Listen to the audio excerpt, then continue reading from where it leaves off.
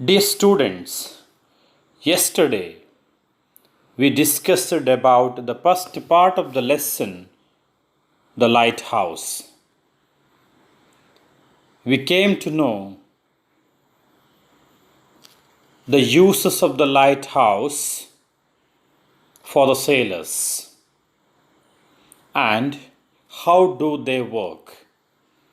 Modern lighthouses use powerful electricity as well as electrical equipments. Raju was so curious to know more about the lighthouses. Let's move on to the second part of the lesson, the lighthouse. ವಿದ್ಯಾರ್ಥಿಗಳೇ, ನಾವು ಹಿಂದಿನ ಅವಧಿಯಲ್ಲಿ light house ಇದರಿಂದ ನಾವಿಕರಿಗೆ ಆಗುವ ಪ್ರಯೋಜನಗಳ ಬಗ್ಗೆ ತಿಳಿದೆವು ಅಲ್ವಾ? ಅಷ್ಟೇ ಅಲ್ಲ, ಆಧುನಿಕ ಲೈಟ್ ಹೌಸ್ಗಳು ಎಲೆಕ್ಟ್ರಿಕ್ ಲೈಟ್ಸ್ನ ಮೂಲಕ ಪ್ರಕಾಶಮಾನವಾಗಿ ಕಾಣುತ್ತದೆ ಎನ್ನುವುದನ್ನು ಸಹಿತ ನಾವು ತಿಳಿದುಕೊಂಡೆವು. ರಾಜೀವ್ನಿಗೆ ತಂದೆ ಹೇಳುತ್ತಿರುವಂತಹ ವಿಷಯಗಳನ್ನು ಕೇಳಿ ಮತ್ತಷ್ಟು ಆಸಕ್ತಿ, ರೋಮಾಂಚನ ಆಗತ್ತೆ. ಆತ ಅದನ್ನೇ ಮತ್ತೆ ಮುಂದುವರಿಸ್ತಾ ಹೋಗ್ತಾನೆ. ನೋಡೋಣ ವಿದ್ಯಾರ್ಥಿಗಳೇ, ಮುಂದೆ ಏನಾಯಿತು ಈ ಪಾಠದಲ್ಲಿ ಅಂತ ಹೇಳಿ. 2ನೇ ಪೇಜನ್ನು ಓಪನ್ ಮಾಡಿಕೊಳ್ಳಿ.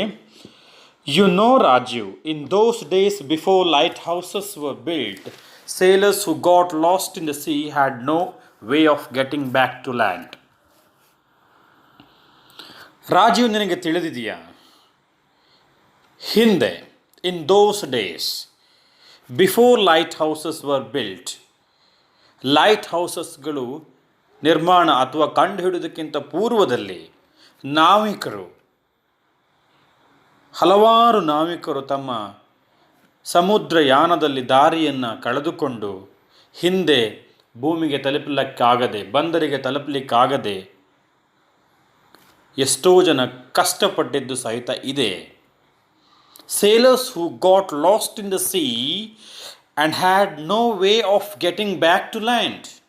ಸಮುದ್ರಯಾನವನ್ನು ಪ್ರಾರಂಭ ಮಾಡ್ತಾರೆ ಮಕ್ಕಳೇ. ಲೈಟ್ ಹೌಸ್ಗಳು ಇರದೇ ಇರುವುದರಿಂದ, ಯಾವುದೇ ಗುರುತುಗಳು ಕಾಣದೇ ಇರುವುದರಿಂದ, ಬಂದರುಗಳ ಗುರುತುಗಳು ಕಾಣದೇ ಇರುವುದರಿಂದ ಸಮುದ್ರದಲ್ಲಿ ನೀರು ಪಾಲಾದಂತಹ ಅನೇಕ ಘಟನೆಗಳು ಇವೆ ಅಂತ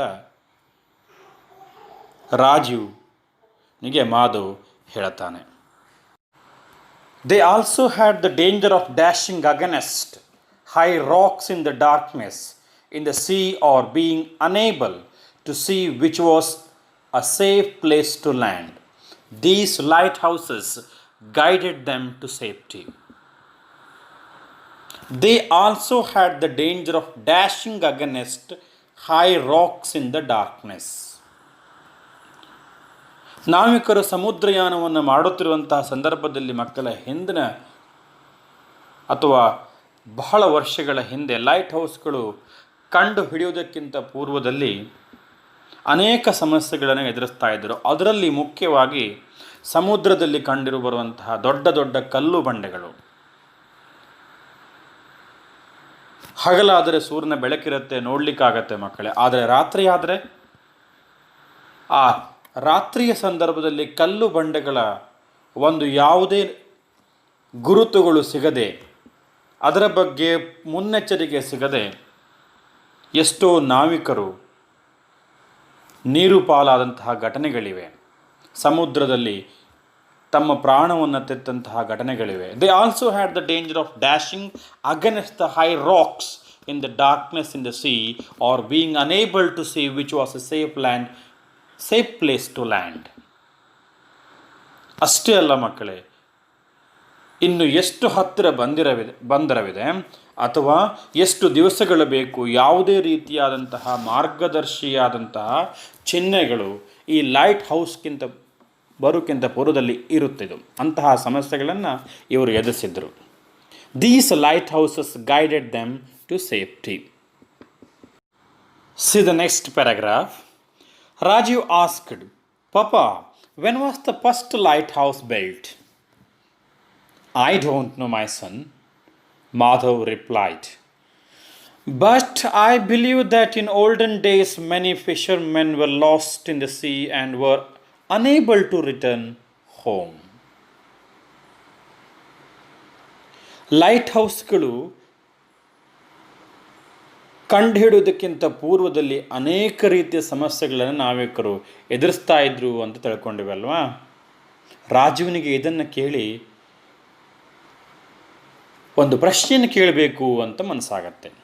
He thought he wanted to ask the question to his father, Madhav. When was the first lighthouse built? ಯಾವಾಗ ಮೊದಲ ಲೈಟ್ ಹೌಸ್ ಬಿಲ್ಡ್ ಆಗಿದೆ ಪಪ್ಪ, ಸ್ವಲ್ಪ ಹೇಳ್ತೀಯ ನನಗೆ ಅಂತ ಕೇಳ್ತಾನೆ. But unfortunately father did not know the answer for the question of his son. ತನ್ನ ಮಗ ರಾಜು ಕೇಳಿದಂತಹ ಪ್ರಶ್ನೆಗೆ ಉತ್ತರ ಅವನಿಗೆ ಸರಿಯಾಗಿ ಗೊತ್ತಿಲ್ಲ. ಐ ಡೋಂಟ್ ನೋ ಮೈ ಸನ್.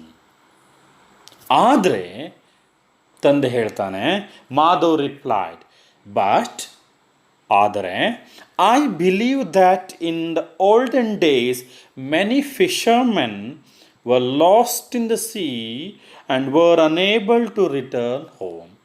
ನನಗೆ ತಿಳಿದ ಪ್ರಕಾರ ಹಿಂದೆ ನಾವಿಕರಲ್ಲ, ಅದಕ್ಕಿಂತಲೂ ಮೀನುಗಾರರು, ಫಿಶರ್ಮೆನ್, ಸಮುದ್ರದಲ್ಲಿ ಹೋಗಬೇಕಿದ್ರೆ ದಾರಿ ಕಾಣದೆ, ಬಂದರು ಪ್ರದೇಶ, ತೀರ ಪ್ರದೇಶ ಕಾಣದೆ ಮನೆಗೆ ವಾಪಸ್ ಬಂದೇ ಇಲ್ಲ ಎಷ್ಟೋ ಮಂದಿ. They were unable to return home because of there was no facility of lighthouse, a signal which can show the seashore, the landing position, as well as the dangers for the ship, for the sailors. ನಾವಿಕರಿಗೆ ಮುಂದೊದಗಬಹುದಾದಂಥ ಸಮಸ್ಯೆಗಳನ್ನು ಮುನ್ನೆಚ್ಚರಿಕೆ ನೀಡುವಂತಹ ಯಾವುದೇ ಗುರುತುಗಳು ಇಲ್ಲ. ಹಾಗಾಗಿ ಮೀನುಗಾರರಿರ್ಬೋದು, ನಾವಿಕರಿರ್ಬೋದು, ಎಷ್ಟೋ ಸಂದರ್ಭದಲ್ಲಿ ಮನೆಗೆ ವಾಪಸ್ ಬರದೇ ಇರುವಂಥ ಸ್ಥಿತಿಗಳು ನಿರ್ಮಾಣವಾಗಿದ್ದು ಅಂತ ಮಾಧವ್ ರಾಜೀವ್ನಿಗೆ ಹೇಳ್ತಾನೆ. The people on the land were worried and yet helpless to guide them. Then a group of clever young men hit upon this idea. They collected a few huge logs and lots of dry branches and set fire to them. They laughed at my elders. ಮಕ್ಕಳೇ, ಹೀಗಾಗಿ ನಾವಿಕರನ್ನಿರ್ಬೋದು, ಮೀನುಗಾರನಿರ್ಬೋದು, ಅವರನ್ನೆಲ್ಲ ಸಮುದ್ರಕ್ಕೆ ಕಳಿಸ್ಬೇಕಿದ್ರೆ ಅವರ ಸಂಬಂಧಿಕರಿಗಿರ್ಬೋದು, ಕುಟುಂಬದವರಿಗಿರ್ಬೋದು ಬಹಳ ಬೇಜಾರ ಆಗ್ತಾಯಿತ್ತು. ಯಾಕೆ ಅಂತ ಕೇಳಿದ್ರೆ ಸಮುದ್ರಕ್ಕೆ ಹೋದವರು ವಾಪಸ್ ಬರ್ತಾರೆ ಅಂತ ಗೊತ್ತಿಲ್ವಲ್ಲ. ಆ ದೃಷ್ಟಿಯಿಂದ the people on the land were worried, ಬಹಳ ಖಿನ್ನರಾಗ್ತಾಯಿದ್ರು, ಬಹಳ ಬೇಸರದಿಂದ ಸಮುದ್ರಕ್ಕೆ ಕಳಿಸ್ತಾ ಇದ್ರು. And yet helpless to guide them, ಅವರಿಗೆ ಯಾವುದೇ ರೀತಿಯಾದಂತಹ ಮಾರ್ಗದರ್ಶನವನ್ನು ನೀಡಲಿಕ್ಕೆ ಸಾಧ್ಯವಾಗ್ತಾ ಇರಲಾಗಿತ್ತು. They are not able to give the help, remember, to guide the help for the sailors in any means, in any cost. Then a group of clever young man hit upon this idea. ಆದರೆ ಒಂದು ದಿವಸ then a group of Young man, ಹಲವಾರು Young men ಅಂತಂದರೆ ಪುರುಷರು ಏನು ಮಾಡ್ತಾರೆ, ಒಂದು ಐಡಿಯಾವನ್ನು launch ಮಾಡ್ತಾರೆ, ಒಂದು ಐಡಿಯಾವನ್ನು ಎಕ್ಸಿಕ್ಯೂಟ್ ಮಾಡ್ತಾರೆ. ಮಕ್ಕಳೇ, ಎಂಥ ಐಡಿಯಾ ಅಂತ ಕೇಳಿದರೆ ಅದು, they collected a few huge logs and lots of dry branches and set fire to them. ಒಂದು ದಿವಸ ಒಂದು ಹಳ್ಳಿಯ ಸಮುದ್ರಕ್ಕೆ ಹೋಗುವಂತಹ ಎಲ್ಲ ಯುವಕರು ಒಂದು ಐಡಿಯಾವನ್ನು ಎಕ್ಸಿಕ್ಯೂಟ್ ಮಾಡ್ತಾರೆ. ಎಂಥ ಐಡಿಯಾ ಅಂತ ಕೇಳಿದರೆ, ಮರದ ದಿಣ್ಣೆಗಳು ಅಂತ ಹೇಳ್ತೇವಲ್ಲ ನಾವು, a few huge logs. Logs ಅಂತಂದ್ರೆ ಏನು ಮಕ್ಕಳೇ? ಮರದ ತುಂಡುಗಳು ಅಥವಾ ದಿಣ್ಣೆಗಳು. ಅದನ್ನೆಲ್ಲ ಕಲೆಕ್ಟ್ ಮಾಡ್ತಾರೆ. ಲಾಟ್ಸ್ ಆಫ್ ಡ್ರೈ ಬ್ರ್ಯಾಂಚಸ್, ಮರದ ಒಣಗಿದ ಎಲೆಗಳು ಅಥವಾ ಆ ಮರದ ರೆಂಬೆ ಕೊಂಬೆಗಳನ್ನೆಲ್ಲ ಕಟ್ಟು ಮಾಡಿಕೊಂಡು ಒಂದು ಕಡೆ ರಾಶಿ ಹಾಕ್ತಾರೆ. ಎತ್ತರದ ಪ್ರದೇಶದಲ್ಲಿ ರಾಶಿ ಹಾಕ್ತಾರೆ. ಸಮುದ್ರದ ಬಂದರಿನ ಎತ್ತರದ ಪ್ರದೇಶದಲ್ಲೆಲ್ಲ ರಾಶಿ ಹಾಕ್ಕೊಂಡು ಅದಕ್ಕೆ ಬೆಂಕಿ ಕೊಡ್ತಾರೆ. Set fire to them. ಅದು ಒಂದು ದಿವಸಕ್ಕಲ್ಲ ಮಕ್ಕಳೇ, ಹಚ್ಚಿದ ಬೆಂಕಿ ನಂದದೇ ಇರುವಂತೆ ಪ್ರಯತ್ನ ಮಾಡ್ತಿದ್ರಂತೆ. ಹಾಗೆ ನಾವಿಕರನ್ನು ಕಳಿಸ್ತಾ ಇದ್ರು. ನಂತರ ಅವರು ಬರ್ತಾ ಇದ್ರು. ಬರಬೇಕಿದ್ರೆ ಅವರಿಗೆ ಆ ಬೆಂಕಿಯ ಸಿಗ್ನಲ್ ಸಿಗಲಿ ಅಂತ ಹೇಳಿ. So they started a sort of new invention to show the signals for the sailors in their navigation or sailing. But they were laughed at by elders. ಇಂಥ ಒಂದು ಹುಚ್ಚು ಐಡಿಯಾವನ್ನು ನೋಡಿ ಅವರ ಹಿರಿಯರೆಲ್ಲ ನಗ್ತಾ ಇದ್ರಂತೆ ಮಕ್ಕಳೇ. But they continued to keep the fire burning. In the early hours of next morning, the fishermen sailed home. They said that they had been guided from the land and saved only because of the light of this fire, which they had seen from a distance.